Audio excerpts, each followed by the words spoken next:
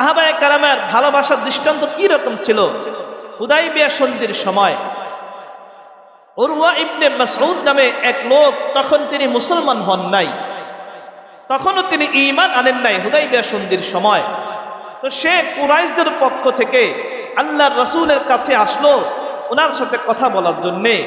এসে ওনার দরবারে রাসূল পাক সাল্লাল্লাহু আলাইহি ওয়াসাল্লাম ওই মজলিসের মধ্যে সাহাবায়ে কেরামদের নবীজিকে কি রকম মহব্বত করেন, যখন তিনি এটা নিজের স্বচক্ষে দেখতে পারলেন, তখন তিনি তার কুরাইশ যেই নেতারা ছিল ওদের কাছে গিয়ে বলে, ওই কুরাইশ নেতারা শোনো, আমি দুনিয়ার মধ্যে বড় বড় রাজ দরবারে গিয়েছি, পারস্যে গিয়েছি, এই রকম যতগুলি রাজ দরবার ছিল দুনিয়ার মধ্যে প্রত্যেকটা রাজ দরবারে আমি গিয়েছি, কিন্তু মুহাম্মদের মতো যে দরবার, মুহাম্মদের দরবারে যেই লোকেরা তাকে যেই রকম ভালোবাসে, তার সাথী সঙ্গীরা যেই রকম তাকে মোহাব্বত করে, এই রকম ঘটনা আমি দ্বিতীয়টা কোথাও দেখি নাই।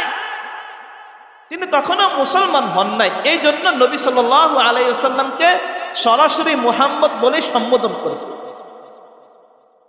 তো তিনি এই কুরাইশদের সামনে বলতেছেন, জানো মুহাম্মদের সাথী সঙ্গীরা মুহাম্মদকে কেমন মুহাব্বত করে জানো?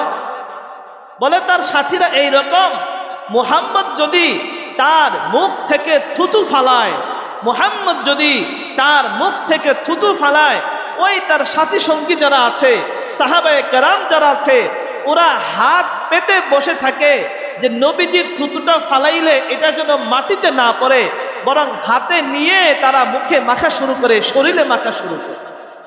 কেমন মুহাব্বত! আল্লাহর হাবিব মুহাম্মদুর রাসূলুল্লাহ সাল্লাল্লাহু আলাইহি ওয়াসাল্লাম যদি ওযু করতেন, ওই ওযু করার সময় সাহাবায়ে কেরাম এইরকম ভাবে অধীর আগ্রহে থাকতেন যে নবীজির ওযুর পানিগুলা ওনারা সংরক্ষণ করতেন, খেয়ে ফেলতেন।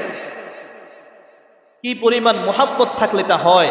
এবং ওই ওযুর পানিটা সংরক্ষণ করার জন্যে এই রকম ভাবে তারা প্রতিযোগিতা করতেন যেন তারা লড়াই করতেছেন, যুদ্ধ করতেছেন, এইরকম প্রতিযোগিতা করতেন।